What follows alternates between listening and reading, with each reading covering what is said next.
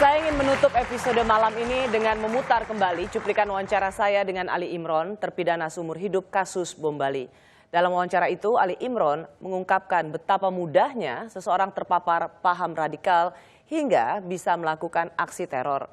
Saya Rosyana Silalahi, tetaplah di Kompas TV, independen, terpercaya. Ada panggilan teroris itu kan ketika ada aksi. Saya akui ataupun saya tidak akui, saya adalah terlibat aksi teror, yang berarti saya teroris. Terus yang mendasari apa sebetulnya sehingga kami atau saya pribadi terlibat jadi teroris? Pertama yang mendasari adalah salah satu syariat dalam Islam, yaitu jihad fi sabilillah. Jadi kenapa saya sampai akhirnya pergi ke Afghanistan, ikut belajar militer di sana, kemudian sampai bertahun-tahun, itu dasar utamanya adalah dasar jihad. Kita baru mendapatkan sebuah rilis survei. Survei itu menunjukkan bahwa sekitar 9% atau di bawah 10% orang yang simpatik atau mendukung ISIS. Selebihnya artinya di atas 90% tidak mendukung ISIS atau teguh pada NKRI dan setia pada Pancasila. Angka di bawah 10% yang simpatik atau mendukung ISIS ini menurut Anda angka yang kecil dan tidak perlu dicemaskan, atau sesungguhnya justru memiliki potensi kerisauan yang luar biasa untuk Anda? Persentase itu tidak penting. Teroris atau orang yang punya pemahaman terorisme itu sedikit atau banyak, itu mereka tetap akan terus melakukan gerakan dan menyebarkan pemahamannya. Anda sepakat nggak radikal dulu, teroris kemudian? Kalau istilah radikal, kemudian ekstremis, ekstrim, kemudian teroris itu tidak jauh beda. Hanya teroris ketika dia ini terlibat melakukan aksi radikal itu. Nah, kalau yang marak di Indonesia yang juga saya terlibat di situ adalah aksi pengeboman di situ. Jadi sebetulnya tidak berbeda jauh. Makanya ketika ada yang masih meragukan bahwa tidak ada teroris, pemboman yang ada di Indonesia atau di beberapa daerah di Indonesia merupakan rekayasa, apakah ini sesungguhnya semakin melanggengkan upaya-upaya dan tindakan terorisme atau bagaimana?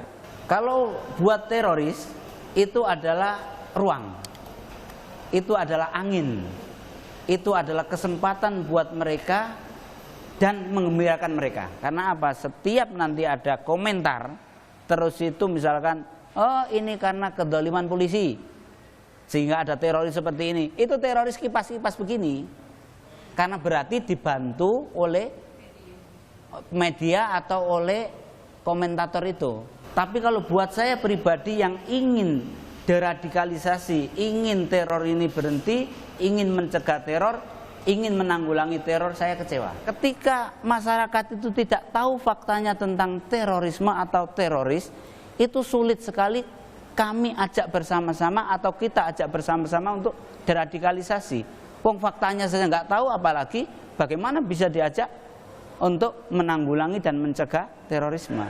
Anda juga termasuk kecewa nggak kalau ada pernyataan elit politik yang mengatakan tidak ada radikalisme di Indonesia? Kecewa. Karena apa? Menanggulangi dan mencegah terorisme itu harus semua lapisan masyarakat terlibat. Itu. Tidak hanya saya sebagai mantan teroris yang tobat, tidak. Tidak cukup banyak organisasi kemasyarakatan seperti Muhammadiyah sama NU, tidak cukup. Semuanya harus terlibat. Bisakah kita memiliki satu kesamaan identifikasi ketika seorang ini sudah memiliki paham radikalisme dan kemudian bisa memiliki potensi bergabung atau ikut dalam kelompok-kelompok teror? Adakah satu identifikasi universal yang bisa kita pegang sebagai identifikasi? Begini, untuk membedakan itu, kalau namanya teroris itu bisa berpenampilan secara zahir atau fisik itu ganti-ganti. Mungkin hari ini bisa berjenggot, besok jenggotnya dicukur.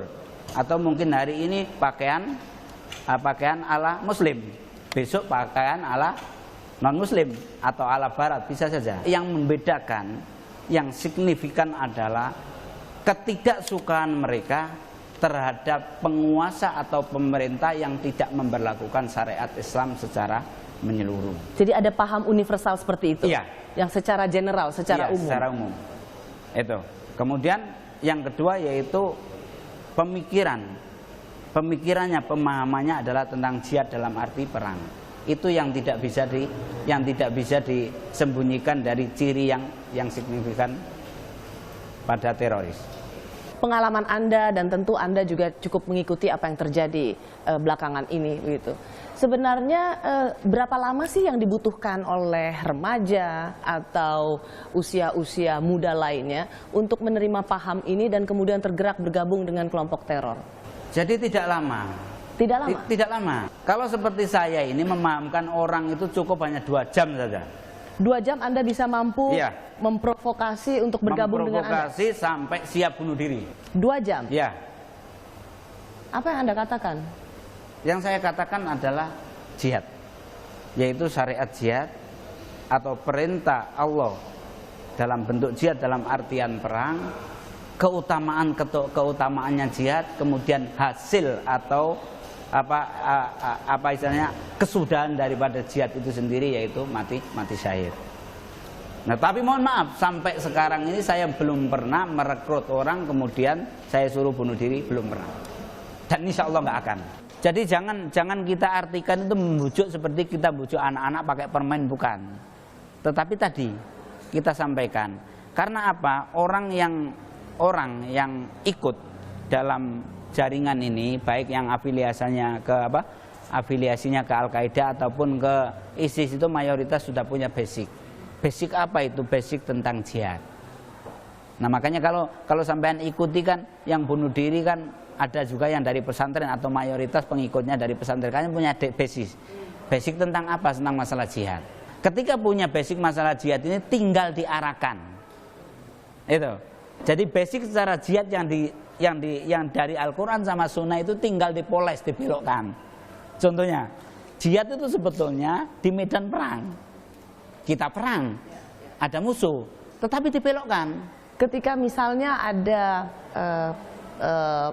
terpidana teroris yang sudah sempat keluar tapi kemudian terlibat dalam kegiatan teror lainnya, menurut Anda apa yang salah? Padahal sudah pernah dipenjara, 2 kali dipenjara, tapi itu pun tidak membuat mereka jera dengan terorisme. Apakah Anda ingin mengatakan ada yang tidak optimal dengan deradikalisasi yang terjadi?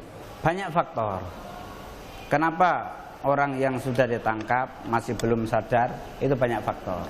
Artinya diantaranya adalah faktor ketika di dalam penjara ini masih berhubungan sama kawan-kawannya yang sepemikiran. Kalau berhubungan dengan saya yang sudah menyadari kesalahan, sudah tobat dari aksi teror, itu insya Allah akan ikut saya. Anda cukup khawatir nggak bahwa ISIS bisa mendapat tempat di Indonesia?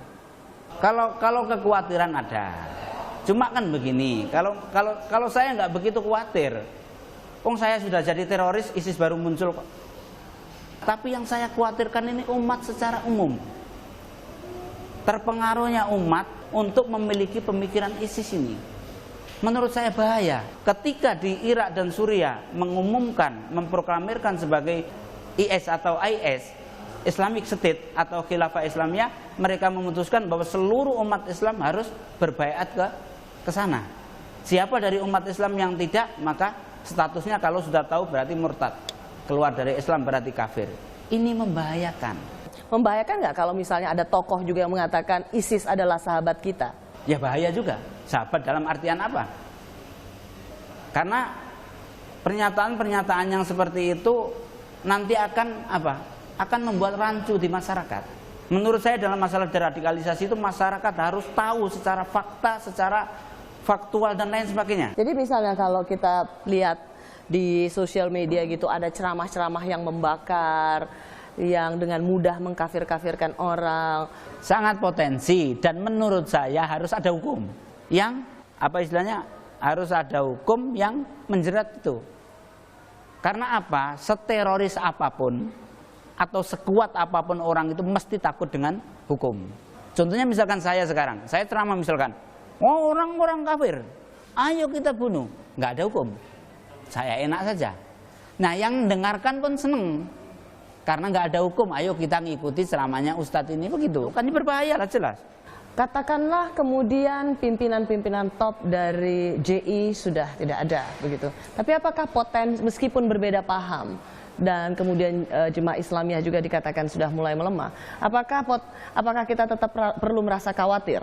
Ketika dengar pengeboman atau terjadi pengeboman yang dilakukan oleh kami orang-orang JI itu, masyarakat supaya tahu bahwa itu adalah oknum JI, bukan program JI. Kami, menurut saya dan menurut kami, alumni Afghanistan dan Filipina itu tidak kurang dari 400-an orang. Itu hingga sekarang ini yang terlibat pengeboman baru 10 orang. Yang 390 orang semuanya tidak setuju dengan aksi-aksi seperti itu.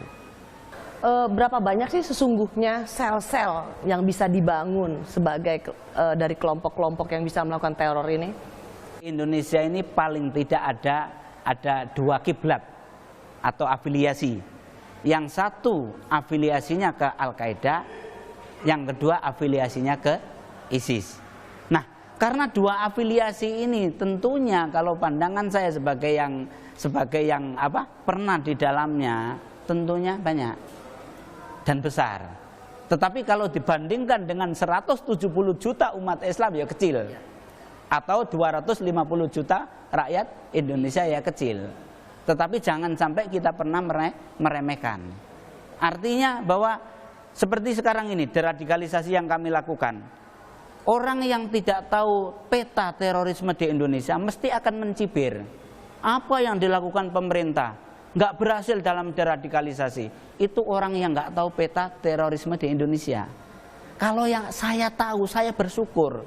Karena apa? Teroris di Indonesia ini banyak, yang paham ya maksudnya.